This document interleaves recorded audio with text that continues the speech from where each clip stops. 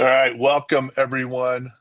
My name is Jim Teagarden with Impact Wealth here in sunny and snowy Boulder, Colorado. And this is the first of a series of educational webinars we'll be doing. If you like them, let us know. We'll be doing another one in 2 weeks. And then I think in the new year, we're going to kick off a 6 webinar series all about wealth planning, investments, taxes, all kinds of things that apply to our client base and prospective client base. So um, we have been at this for about almost 30 years in the areas of reducing taxes, lowering risks, preserving and growing families' wealth, and we believe strongly that private capital should not be wasted.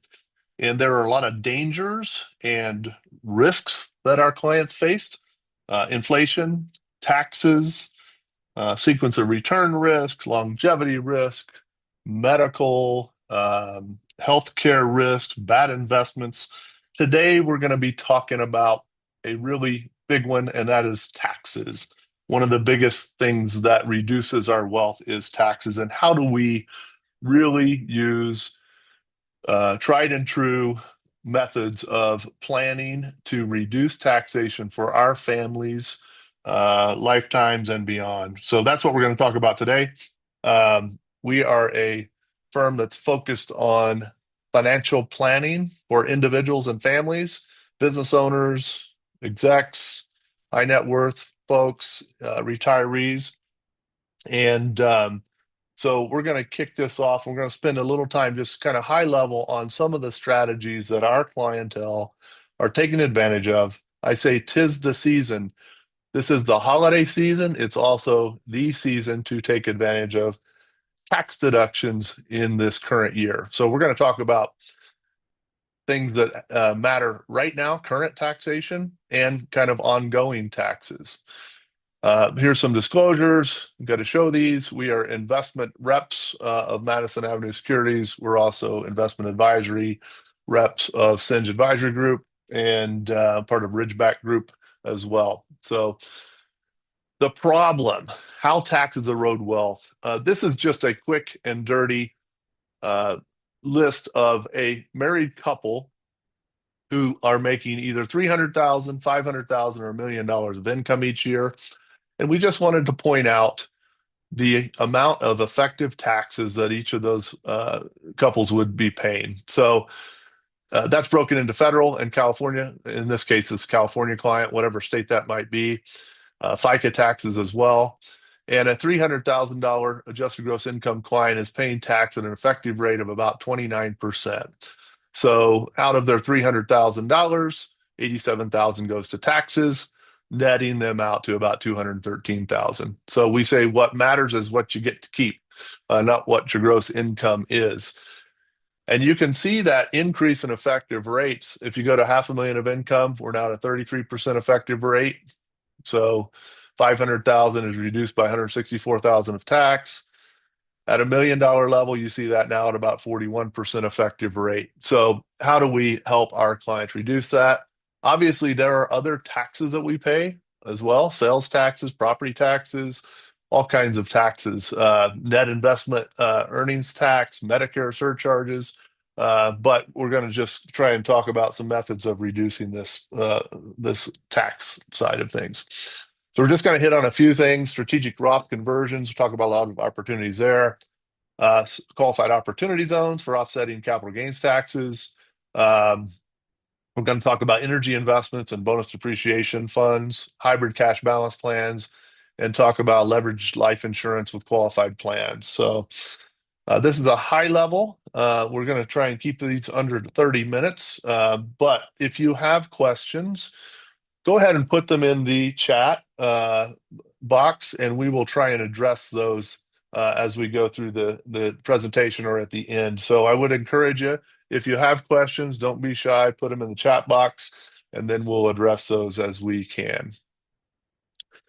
All right, so Roth conversions. I think a Roth conversion, very simply, is the process of converting a taxable IRA or 401k plan to a tax-free Roth, and very misunderstood and very underutilized. I can't tell you how many people we talk to who have said, yeah, I've looked at it, I just haven't done it.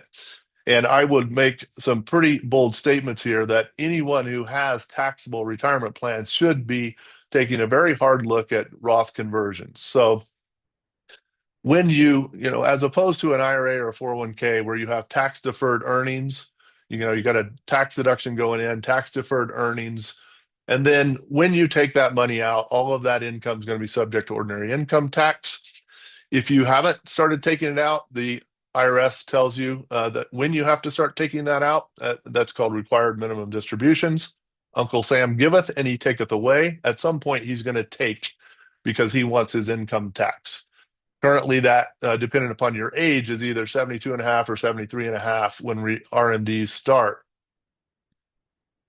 We say that everyone should do Roth conversions. And when we say that, what we mean is we think you should convert to a Roth either in a lump sum or on a strategic basis over time and pay the taxes on that Roth conversion out of other dollars, non-retirement plan dollars. Okay. When you do that, a tax is owed on the amount of the conversion at the time you do it.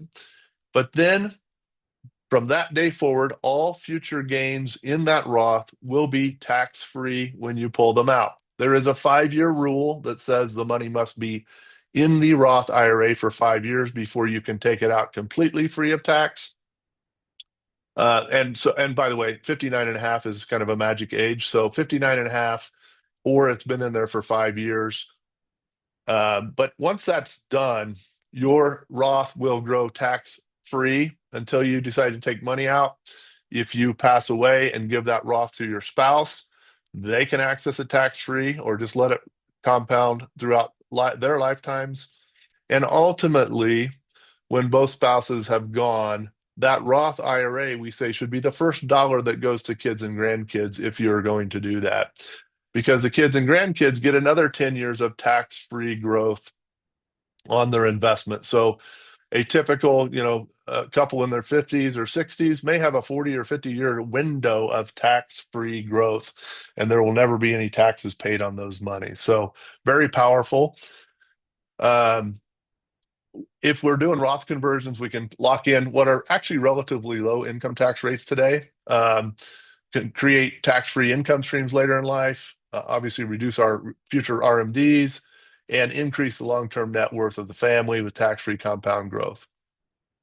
A lot of myths. I hear a lot of folks who said, I thought about doing that, but my CPA said it would take a long time to break even, or I just don't want to pay the tax. I'm too old. Maybe they're just for young people. It's all or nothing. I will encourage everyone who has taxable retirement plans to consider Roth.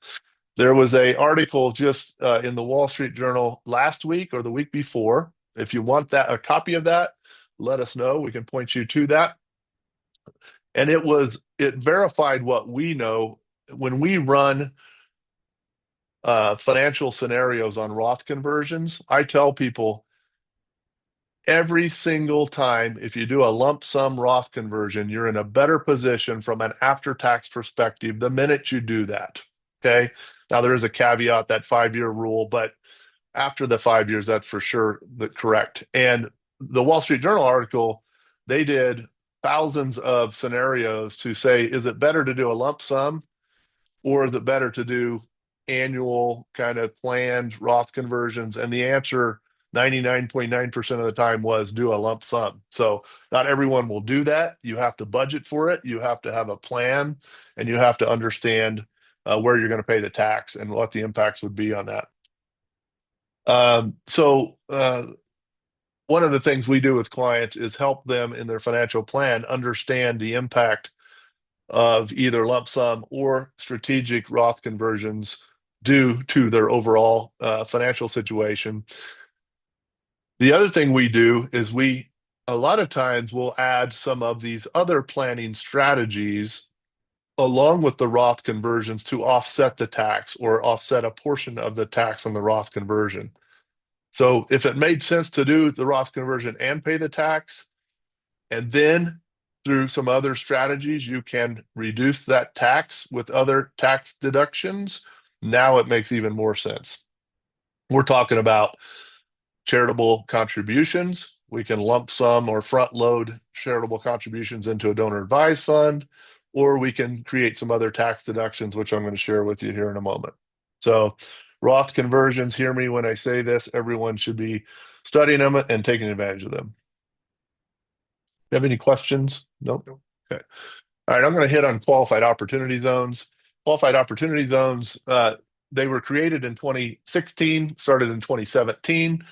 Every governor in every state got to designate various zones in their state that needed development. And for the last 10 years, folks have been able to take gains from the sale of a house or from the sale of a business or from real estate or stocks.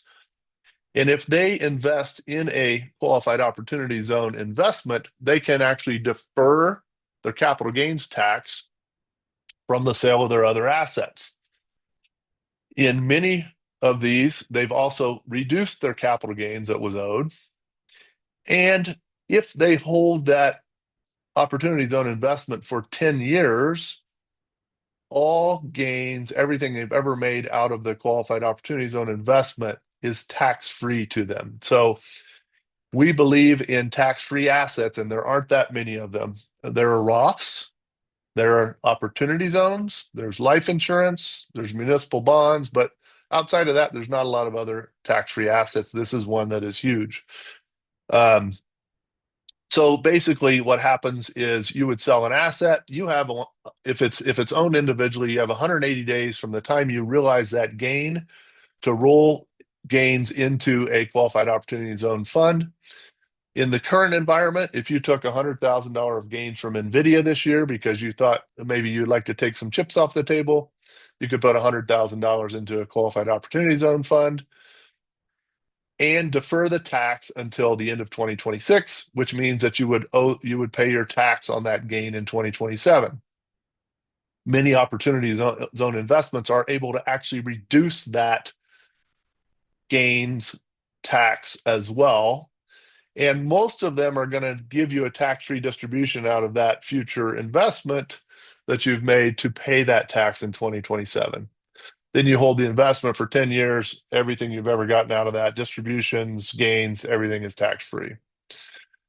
There will not be, there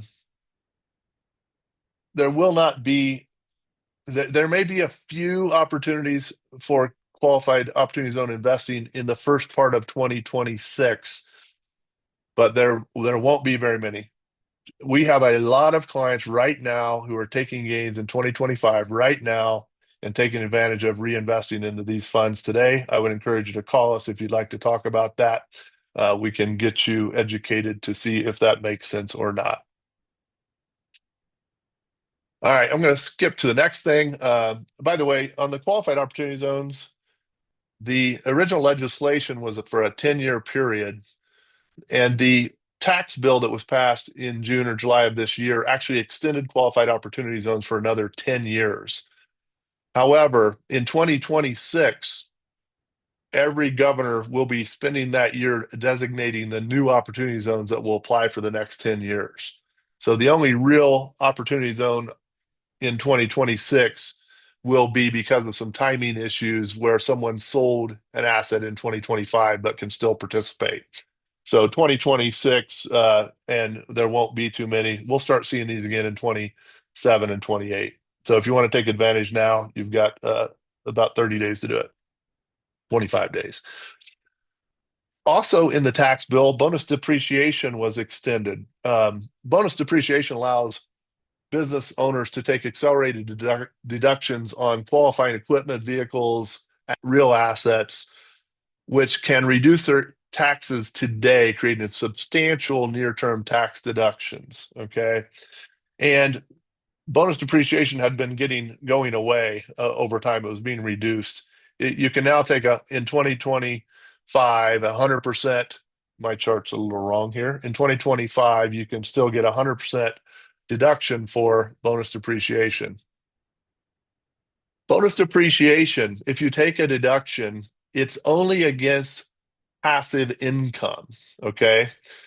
Unless you're a real estate professional. So the IRS allows real estate professionals. So if you're a commercial or a residential realtor, or you're a builder, or you're a construction firm that can qualify, some of these funds so real estate funds primarily, you could put $50,000 or $100,000 into a real estate development fund that can take advantage of this bonus depreciation.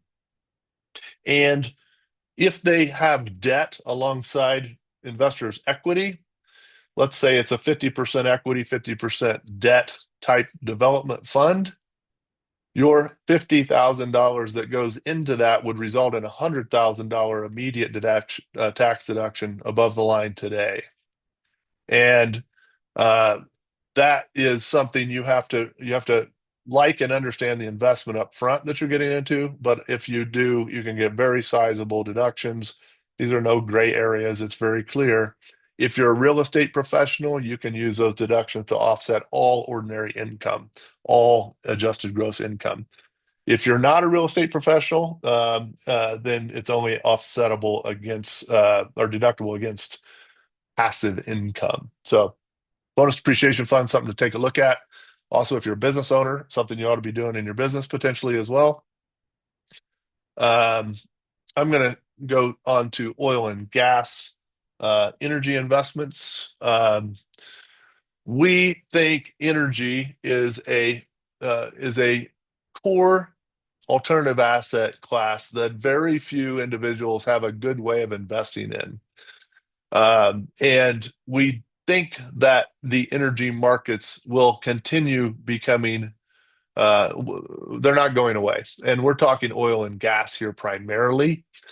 And there's different ways to invest in these. There's drilling funds. There's actually qualified opportunity zones that invest in oil and gas. There's also non-tax deductible partnerships that you can invest in as well. So lots of ways to use them. Our clients like to be exposed to lots of different asset classes and have been investing with us for many years to help get better risk-adjusted returns over time and tax efficiency in their investments. So specifically, we're talking about oil and gas drilling funds and how they work and why they work. Congress in 1913 passed what's called the intangible drilling cost deduction. It's been in the tax code since then. And what that really means is the Congress wanted to encourage drilling for commodities like this. And a company that's drilling can take a lot of various costs and deduct them in year one. That's called intangible drilling cost. There's also depletion allowance. There's also depreciation, but the big one up front allows you to get substantial year one and year two deductions.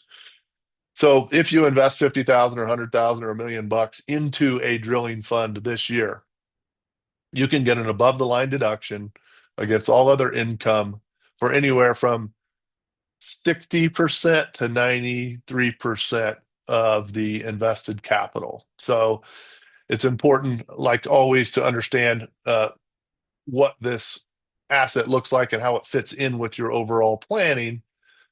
But if you could utilize a big deduction up front, that income tax saves us money, or that deduction saves us money today. And then as these funds start drilling for oil or natural gas and selling off the commodity, they will return tax favored distributions back to our clients, the investors. These companies have been doing it a long time. They know what they're doing. Obviously, there's a handful of them out there that we like and use, but energy investing, and there are other ways to invest in energy that we do. But in general, we're talking about tax deductions. So put 100 grand in today, you get a $90,000 immediate tax deduction for 2025. Then you start getting cash flow years 2 on, and we can talk more about that if anyone's interested. Let us know. Okay, But for us, it allows us to really diversify into different asset classes, different income streams, and help with the tax side of things. Any? Okay. All right, going to talk about hybrid cash balance plans for a second. Um, Hybrid cash balance plans are a combination of a defined contribution plan, like we all know and love, 401ks, profit sharing plans, IRAs, those are all defined contribution plans, and defined benefit plan, which is an old school pension, if you will. And so business owners, and this is primarily, the market for this is primarily business owners with under 50 employees. Okay. And for those folks, especially that are very high income earners, a hybrid cash balance plan will allow you to highly front load contributions that are tax deductible to retirement plans. So it's not uncommon for clients that are making, let's say, $1 million or $2 million a year, that they could put anywhere from $200,000 to $400,000 a year into this tax deductible retirement plan that can really, really lower their taxes today. These are all ERISA plans. These plans all must comply with ERISA. And that's why I say it's really for folks with under 50 employees. But if you're a high net or a high income business owner and haven't explored them, there's a whole lot of reasons why you might want to consider this type of plan. Okay. I'm going to move into a topic, leveraged life insurance and qualified plans. So, leveraged life insurance. So, life insurance in and of itself, if used properly, is one of the most powerful and underutilized assets or investments, if you will, that clients could make. And so we spend a lot of time and energy with clients. There's death benefit sales or death benefit uses that are primarily for either a key man issue with a business, a buyout, a buy-sell agreement that needs funded, or an estate planning need where we want to offset future estate taxes. So there's lots of reasons why people might buy life insurance for death benefit needs. And I say life insurance is the only thing that when you need it the most, the cash is there and cash is king. So that's the death benefit side of things. There's also ways to use life insurance to help our clients reduce risk and taxes. And so a lot of our clients utilize life insurance, whether it's whole life, index universal life, or variable universal life, as part of their future retirement. And if you structure a policy correctly, and we compare that to a taxable portfolio, these minimum death benefit, maximum accumulation type designs compete very favorably with other taxable portfolios. If we add leverage to life insurance, so bank funded loans on top of our clients' contributions, we can magnify the results. And we can do that lending in either kind of a typical way where a client's entering into an arrangement with a bank and has to qualify and has to service that loan, et cetera, pledge collateral, all of that. Or they can also participate in utilizing leverage with the policy itself as the only source of collateral. So they literally don't have to qualify for a bank loan. They have to qualify for the policy. They can leverage their policies up by about 2 to 3 times their investment. Okay. So that's one type of leverage that we use all day long, every single day. The second thing that we do is we say, hey, for those clients who have large qualified plan balances, that's 401ks, IRAs, profit sharing plans, cash balance plans. If you have $1 million or $2 million or more in those type of plans, and you're in your 50s, 60s, 70s, even 80s, The income taxation that will be paid on those plans is huge and significant. And we can utilize life insurance inside of those plans to effectively reduce the value of the plans, and we can efficiently get money out of the plans via the life insurance strategy. And that's a long drawn out way to talk about if you've got a big tax problem around qualified plans. We have various life insurance and investment related structures that can greatly enhance your future values of your money, either retirement income or death benefit, and reduce the taxes you will pay throughout the rest of your lives and the taxes that your kids will pay on your qualified plan assets. So bringing it all together, we want to first and foremost understand our client situation, build out a financial model that allows us to really compare everything they're doing. If we do that correctly, we can reduce their taxes currently by tens of hundreds of thousands of dollars. We can build long-term tax-free income streams. We can help protect assets across multiple generations and accelerate the total net worth so that ultimately our clients get to benefit from what they have been blessed with and what their families have. And that's what we're trying to accomplish with our clients. And this is just a little bit of impact wealth. We help business owners, physicians, attorneys, execs, families, retirees integrate these structures into a coordinated, compliant plan that optimizes wealth with minimal tax drag. And so, if you're ready to build a strategy tailored to your income, your business, your goals, your needs, I would encourage you to just reach out, book a 15, 20-minute discovery session with one of our wealth advisors. You can reach out to us here in Boulder, gunner@impactwealth.com. That's on the screen here. Or you can call 303-645-4800. And I'm just going to stop real quick, see if there's any questions. Anything in the chat box? Well, we appreciate this. This is our way of hoping to educate more folks and let us know if we can help. In the meantime, we'll have another one coming out in 2 weeks on what's the date? The 7th, 5th? Okay, sorry. On the 17th, look for another one. We'll be blasting that out. And hope everyone has a great holiday season here. Thanks for your attendance. We appreciate you. Take care.